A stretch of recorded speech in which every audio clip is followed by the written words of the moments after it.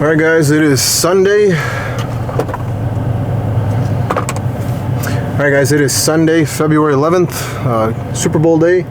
We are on our way to my brother-in-law's house to watch the game and celebrate my sister-in-law's birthday. So I figured I'll take this opportunity to kind of give you guys a little bit of drive and tell you a little bit of what it's like to drive this particular setup, just in case it's something that you're thinking about doing. So off we go, and yeah, let's do it. So normally before I take off anywhere, I let the car idle for at least 5 minutes minimum, just to make sure that especially the blower can get up to temp.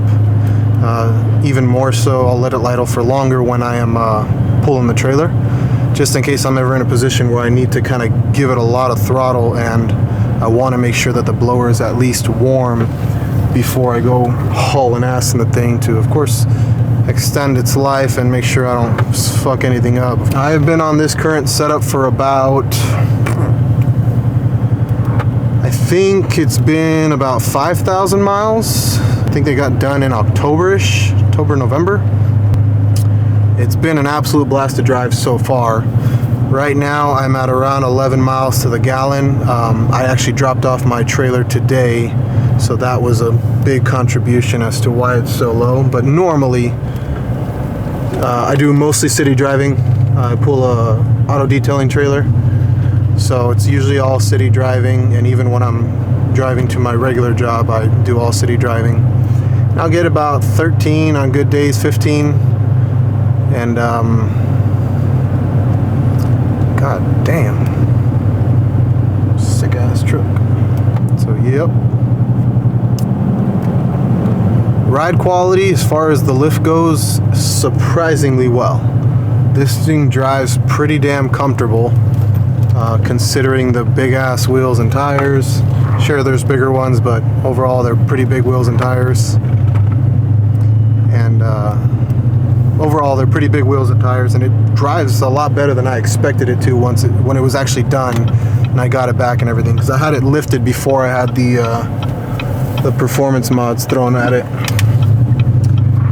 Anyone else who's got this style of truck, this is the 8-speed with the 5.3. They're notorious for having transmission issues with being hot. They get hot, the torque converter fails, torque converter sends metal through your tranny, and that's kind of just a giant shit show that these are infamous for. So upon reading that on a lot of the forums and Facebook groups, preventatively I bought a Mishimoto transcooler, and holy shit, the difference that made as far as temps go. I mean, I know we just started driving, but right now we're sitting at 104. I think city driving in the winter, I don't think I ever really saw more than like 120, and that's when I was, you know, driving a little aggressively.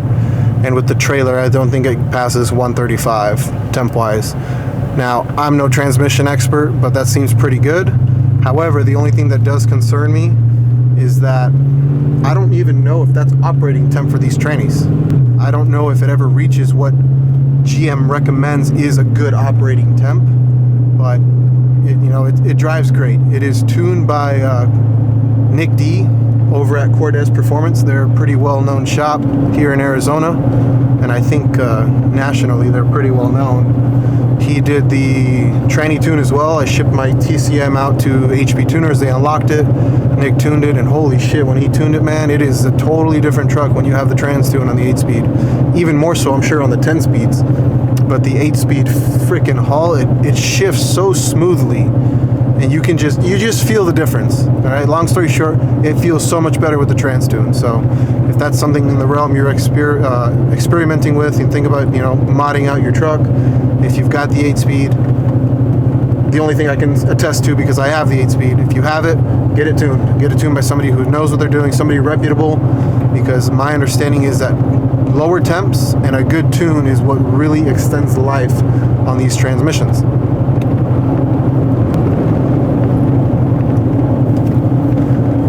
Additionally, with all the towing that I do, like I mentioned, I do have the, I believe it's, I think it's Power Stop.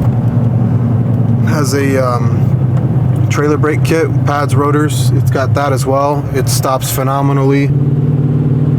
And of course, I might not cover everything in this one video. I don't want to have an hour-long video.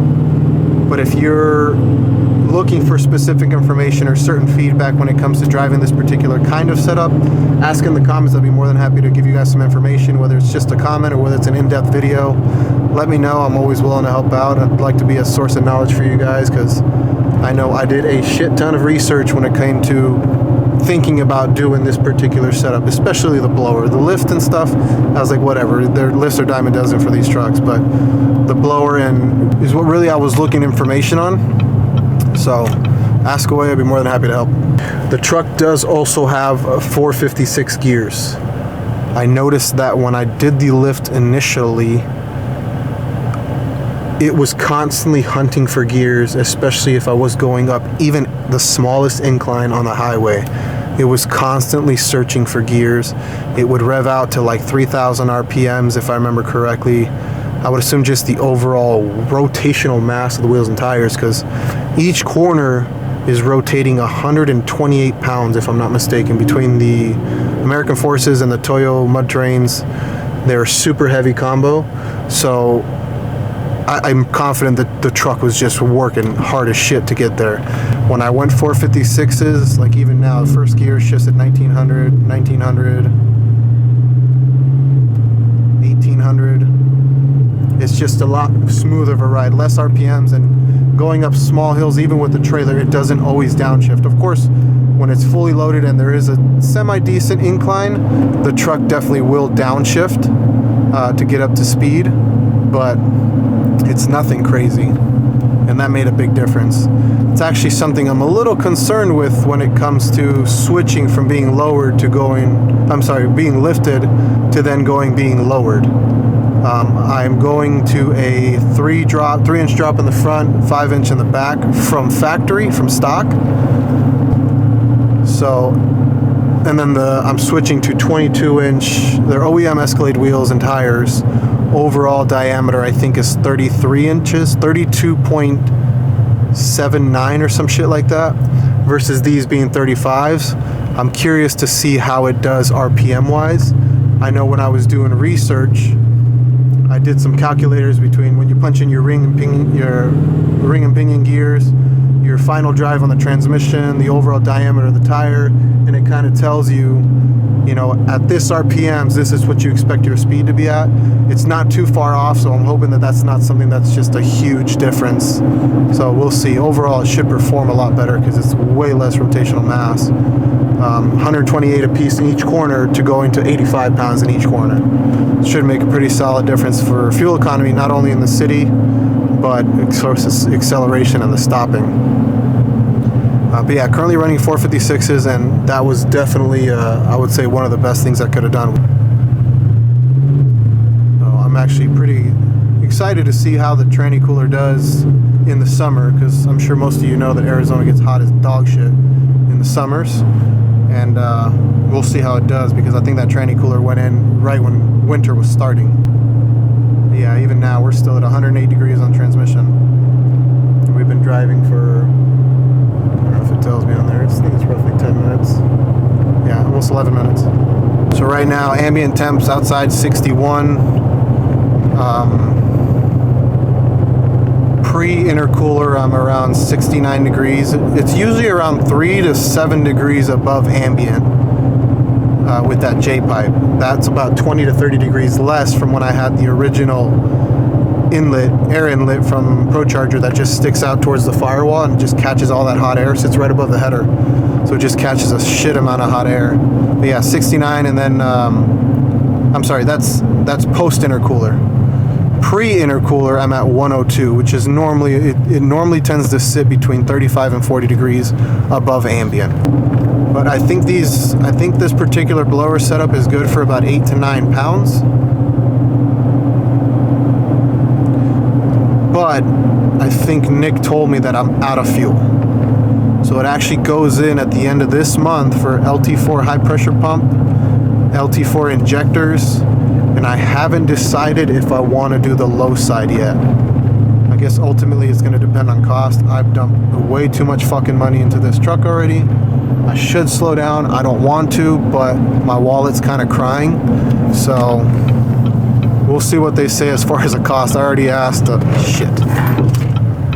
I already asked Joe over at Cortez how much it would cost to throw in that low side pump as well, so we'll see. So yeah, this truck is fun. This truck's awesome. It's I drive it any chance I get, really. We gotta go to the grocery store with the family. I'm like, fuck, we're taking the truck. So my Civic is just my daily. If you guys check out my channel, you'll see I've got a full bolt-on blower on ethanol Civic as well. That thing is an absolute blast to drive. This is an absolute blast to drive in its own separate world. And then my wife is kind of lame. She's got just a stock 4Runner. I don't know if you guys can hear the supercharger kind of whistling a little bit. That's my thing, man. A lot of people like sound systems and shit like that. When I'm cruising around in this or even in the Civic, it's usually no music. Just listen to the blower, listen to the exhaust, listen to the truck. That's it. That's my music. When I'm working on it or when I'm cleaning cars, music is my thing. But when I'm driving, man, I'm just engaged with the vehicle, engaged with the drive. I love that shit.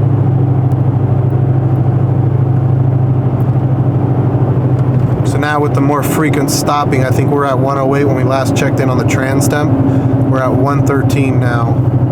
Well, a lot of people are gonna hate me, but when I lower it, I'm keeping the tow mirrors. I use them way too frequently. 90% of the time when I'm driving this truck, I have the trailer behind me. And the tow mirrors are just fantastic when it comes to pulling that double axle trailer, and it's an enclosed trailer, so it's kind of bulky, boxy. So it definitely helps with being able to see and make sure I can see my behind me and of course my clearance lights. So it's probably going to look a little funky, but you know what? It is what it is. They're useful, so they're staying.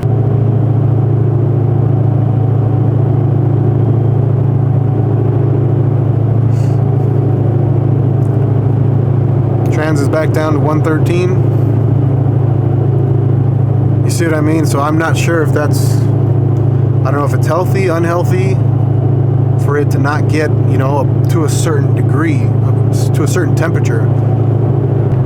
So we're almost at my destination. If you guys have any questions, like I said, drop a comment, message me.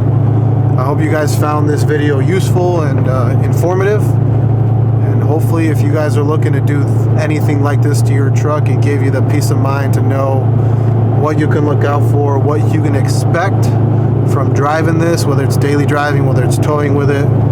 But I appreciate you guys watching, and hopefully we'll be able to make some more video you guys for you later. Peace.